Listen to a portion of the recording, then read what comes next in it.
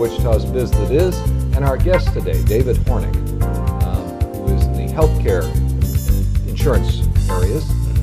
And we've gotten kind of David up to working with WIBA. David, what has changed in the time since you've been working with WIBA over the last 13 years? What's different? Well, the industry is radically different on the health insurance side, and I work with a variety of products, all in the employee benefit arena, and that typically is like health insurance, dental and vision insurance plans, short-term, long-term disability contracts, and group life insurance products. All of those have remained fairly constant with the exception of the health insurance. And the health insurance, by far, the premium volume that is spent by employers for that type of coverage far exceeds all of the other types of programs combined.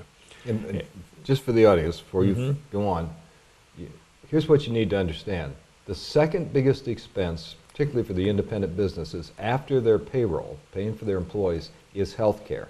It's more often than all their taxes, anything else they spend money on, and that's why that's so important. It is, and put it Tim, in context. Tim, you're very correct. Okay, and it's a large capital outlay. It happens every month, and it's just there. So. But it represents such a large part of an employer's outlay for employee cost. But in that part of what I do is what has changed so radically since I got involved in the industry.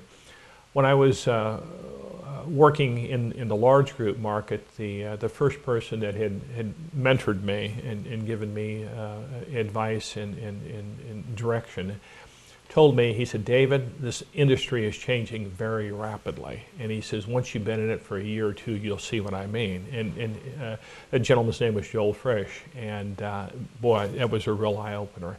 And it continues to change very rapidly. With the arrival of the Affordable Care Act, which was passed in March of 2010, once again, the landscape has changed very, very considerably. And what had been taking place before is even escalating. And what I talk about is the consolidation of the health insurance industry. At one time, there were dozens and dozens of health insurance carriers that you could buy an individual health insurance contract, a small group health insurance contract. Carriers would be in even the large group markets. They would offer products in large group, small group, individual.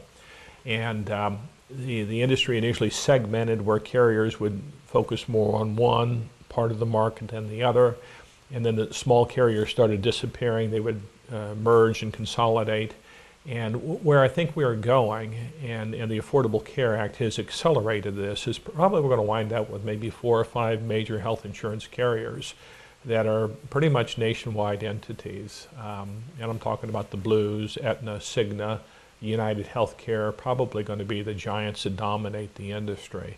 And where we go from there, I don't know. But that's probably There's another theme there that I try and get out to people, and that's going on in many industries. And the reason is the more complicated and regulated you make things, the larger the company.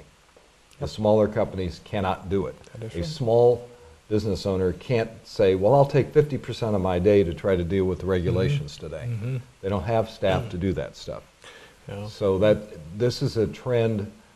I know sometimes people think that they're gaining something by, well, we'll put new rules and new regs in on all this, and in fact what you do is you kill off the small.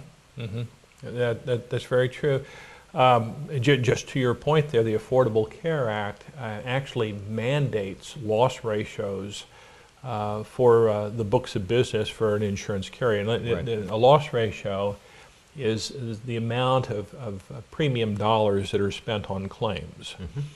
And for the small group market, the Affordable Care Act mandates that 20 cents of every dollar is spent for claims. Only 20 cents is left for the total administration. You mean 80% is spent for claims. I'm sorry, I misspoke. 80% is paid for claims, and 20% for the administration of those products and any overhead and net profit for the carrier. in the large group market and mandates an 85% loss ratio.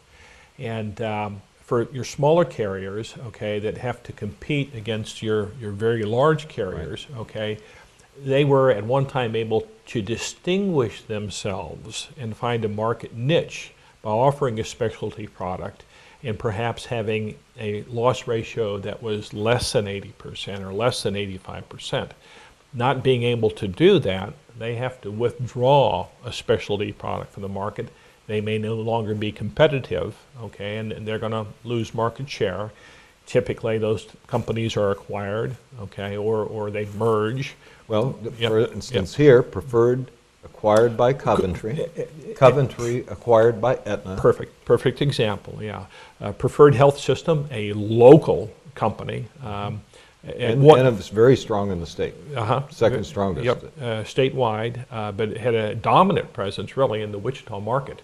Was acquired by Coventry Healthcare, and that was 2 years ago. And then Coventry Healthcare, a regional, very large regional carrier, was acquired by Aetna Health Insurance Company, which is one of the 4 or 5 largest carriers in the country. So perfect example, exactly what's happening. Is that the biggest, I take it that's the biggest trend. Any others that you have seen over that 13 years?